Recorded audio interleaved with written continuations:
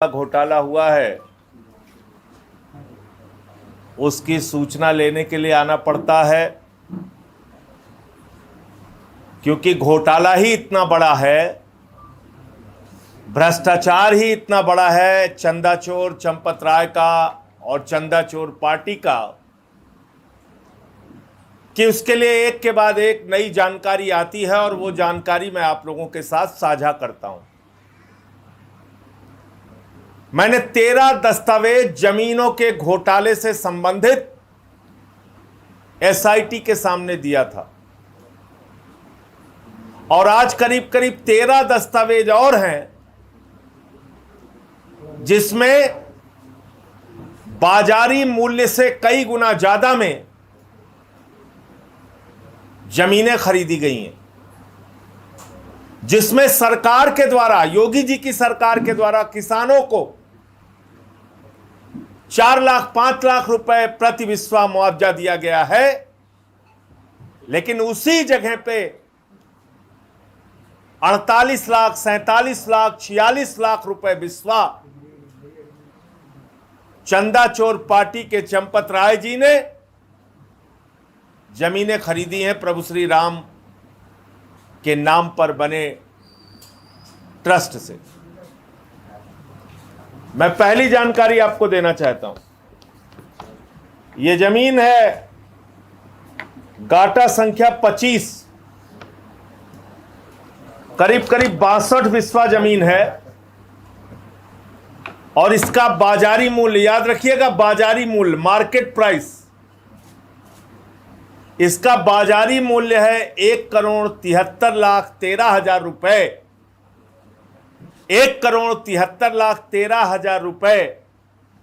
और इसको तन्वी बंसल और मनीष बंसल से चंपत राय बंसल जी ने खरीदा है 29,67,60,800 रुपए में।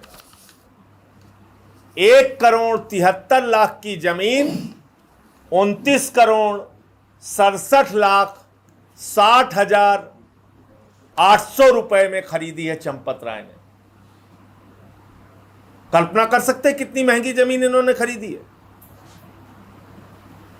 एक जमीन इन्होंने 9 करोड़ की 55 करोड़ में खरीदी थी और ये 1,73,71,00,000 की जमीन इन्होंने 29,67,00,000 रुपए में तन्वी बंसल और मनीष बंसल से चंपत राय बंसल जी ने प्रभु श्री राम के मंदिर के ट्रस्ट के नाम पर खरीदी है।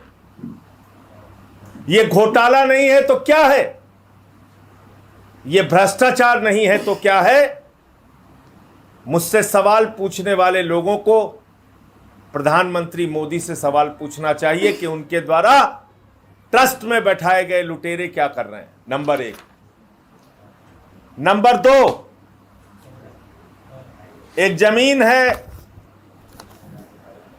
काटा संख्या 274।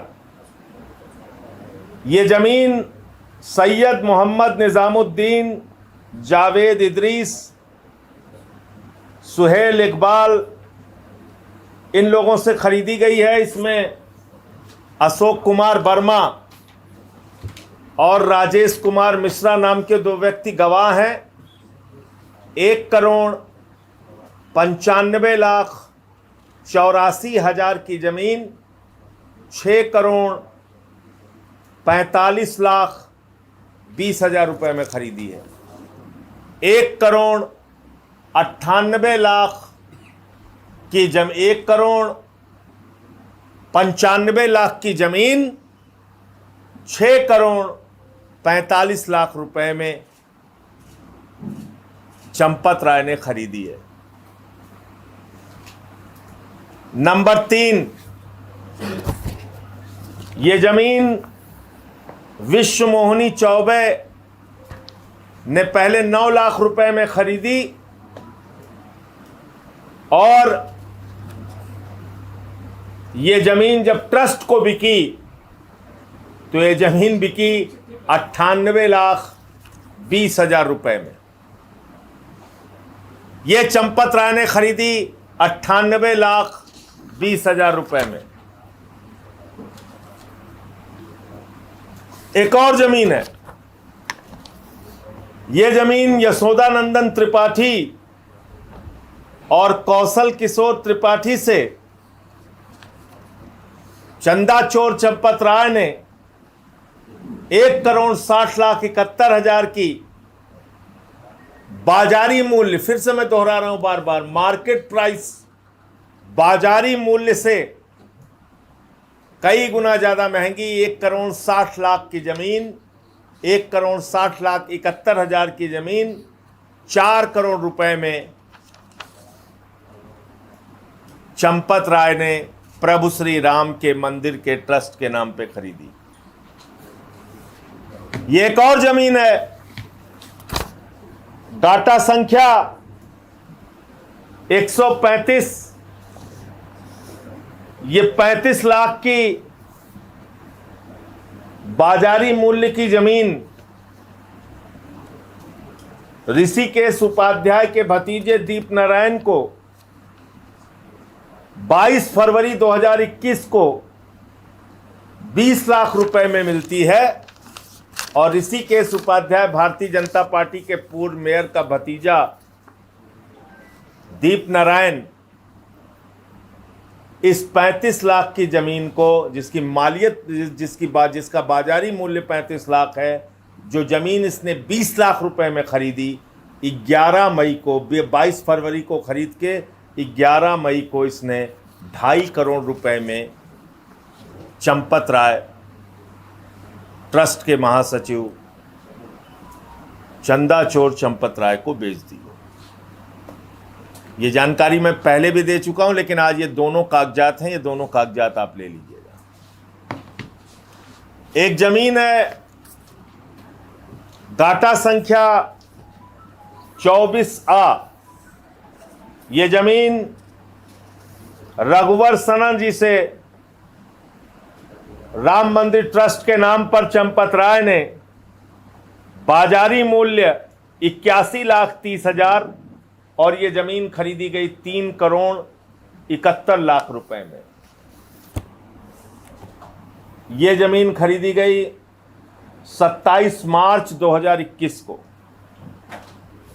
ये एक और जमीन है 24 मई 2021 को 25,20,000 की बाजारी मूल्य की जमीन, डाटा संख्या 82, 1,75,00,000 रुपए में खरीदी गई और इसमें गवाह हैं ट्रस्ट के सदस्य अनिल मिश्रा जी और उनके साथ एक दूसरे गवाह हैं राजकुमार दास जी। 25 लाख की जमीन, 1,75,00,000 रुपए। एक जमीन और है गाटा संख्या 131, ये जमीन खरीदी गई 18 मार्च 2021 को 10,20,000 रुपए की जमीन, जिसका बाजारी मूल्य 10,20,000 रुपए है, इसको खरीदा गया 60 लाख रुपए में। एक जमीन है डाटा संख्या 136, इसको 11 मई 2021 को खरीदा गया 6,18,000 रुपए की जमीन, इसको खरीदा गया 50 लाख रुपए में। एक और जमीन है, ये जमीन है गाटा संख्या 82, नहीं है तो बोल दिए, गाटा संख्या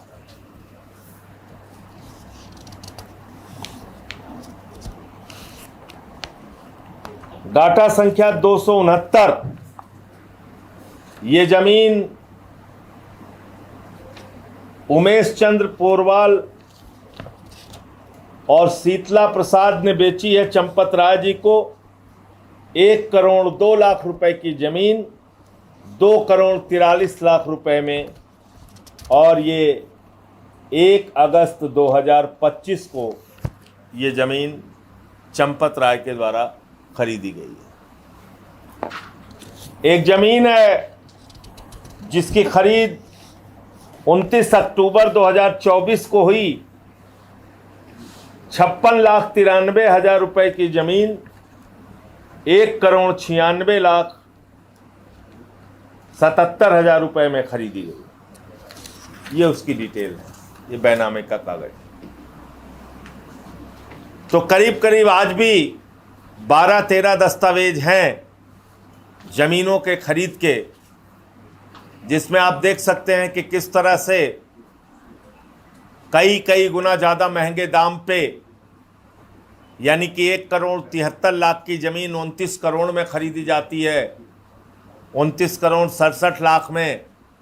ऐसे ही कोई ज़मीन 6 करोड़ में, कोई 4 करोड़ में, कोई 2.5 करोड़ में ये ज़मीनें खरीदी गई। दान धर्म के काम में हमने सुना है लोग सस्ती ज़मीन दे देते हैं, नहीं जितने मूल्य की होती है उतने में दे देते हैं, नहीं 1.5 गुना 2 गुना लाभ ले लेते हैं। यहां तो तन्वी बंसल और मनीष बंसल ने 10-10 गुना ज्यादा महंगा, 12-12 गुना ज्यादा महंगा दाम लिया है। उसी जगह पे जहां पे तन्वी बंसल ने जमीन बेची है, योगी आदित्यनाथ जी की सरकार ने 3 लाख रुपए बिस्वा, 4 लाख रुपए बिस्वा, 5 लाख रुपए बिस्वा किसानों से जमीन ली है। उन्हीं किसानों से मंदिर के लिए जमीन ले लेते। हो सकता है योगी को उन्होंने 4 में दिया, आपको 2 में दे देते, 2.5 में दे देते, 3 में देते धर्म के काम में।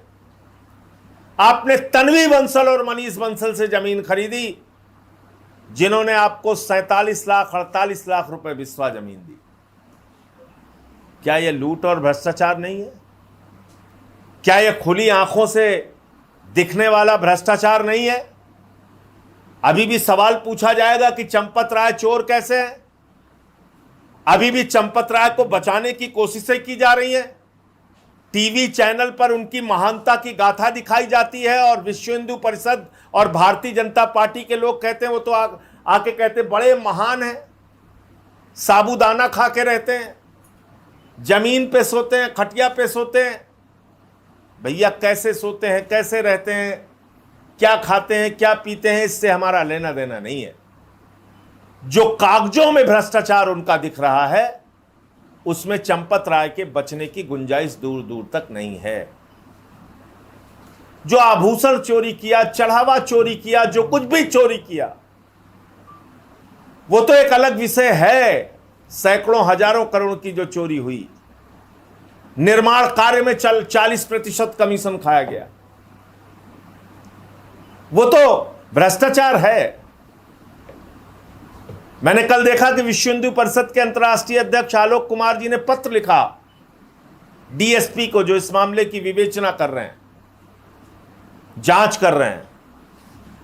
उनको लिखा कि केजरीवाल जी से पूछताछ होनी चाहिए, संजय सिंह से पूछताछ होनी चाहिए, प्रोफेसर राम गोपाल यादव जी से पूछताछ होनी चाहिए, प्रियंका गांधी जी से पूछताछ होनी चाहिए।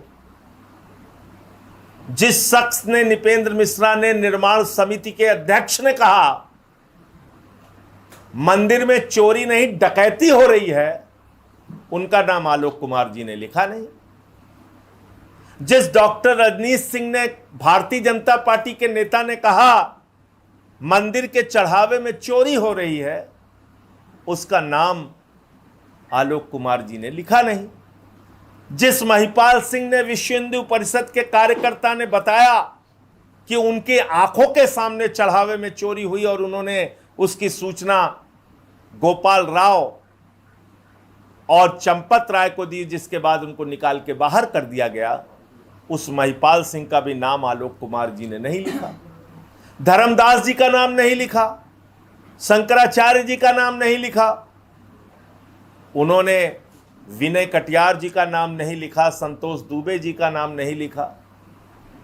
तमाम वो लोग, और यहां तक कि ट्रस्ट के अध्यक्ष संत नित्य गोपाल दास जी के जो उत्तराधिकारी हैं कमल नयन दास जी, उन्होंने भी कहा कि वहां भ्रष्टाचार और चोरी हो रही है, उसका भी नाम आलोक कुमार जी ने नहीं लिखा। लेकिन बावजूद इसके मैं कहना चाहता हूं, मैंने तो 2021 में ही अयोध्या की कोतवाली में शिकायत की थी। सबसे पहले प्रभु श्री राम के मंदिर में हो रहे भ्रष्टाचार, जमीनों के घोटाले के बारे में जानकारी पूरे देश को और मीडिया को मैंने कागजों के सबूत के साथ दिया था, और अयोध्या के कोतवाली में 2021 में मैंने तहरीर देके एफआईआर लिखवाने की बात कही थी, जिस पे आज तक एफआईआर नहीं लिखी गई। आलोक कुमार की चिट्ठी के बाद भी अगर जागता है वहां का आईओ, वहां का डीएसपी अगर मुझे बुलाता है, तो मैं उन सारे लोगों को इकट्ठा करके जो कह रहे हैं हमारा चांदी चोरी हो गया, हमारा आभूषण जो हमने प्रभु श्री राम के लिए दिया था वो चोरी हो गया, कोई कह रहा है रामचरितमानस की प्रति चोरी हो गई, जो जो लोग आरोप लगा रहे हैं, कोई कह रहा है 40% कमीशन खाया गया, कोई कह रहा है हमारे आंखों के सामने लाखों लाख रुपए चोरी होते थे, उन सब को लेकर आईओ के पास जाऊंगा, जो जांच अधिकारी है उनके पास जाऊंगा। मुझे उसकी कोई चिंता नहीं है, जांच के लिए जब भी बुलाएंगे जाऊंगा। और एसआईटी ने बुलाया था, 13 दस्तावेज दे के आया। अब ये सारे दस्तावेज जो मेरे पास आए हैं, आज मैं फिर एसआईटी को पत्र लिख रहा हूं, क्योंकि पिछली बार मैंने उनको कहा था कि बहुत सारे ऐसे कागजात हैं जिसको लेके मैं आज नहीं आ पाया हूं, अगली बार भी मैं आपके सामने आना चाहूँगा और कागजात देना चाहूँगा। तो आज फिर से मैं एसआईटी को पत्र लिखने जा रहा हूं कि मुझे समय दिया जाए और मैं ये सारे कागजात एसआईटी को ज़मीन घोटाले से संबंधित सौंपना चाहता हूं, क्योंकि ये पता चला है कि उन्होंने अपने जांच का दायरा संभवतः बढ़ाया है और अब ज़मीनों के घोटाले की भी जांच वो कर रहे हैं। मुझे इतनी बात कहनी थी। आपका कोई प्रश्न?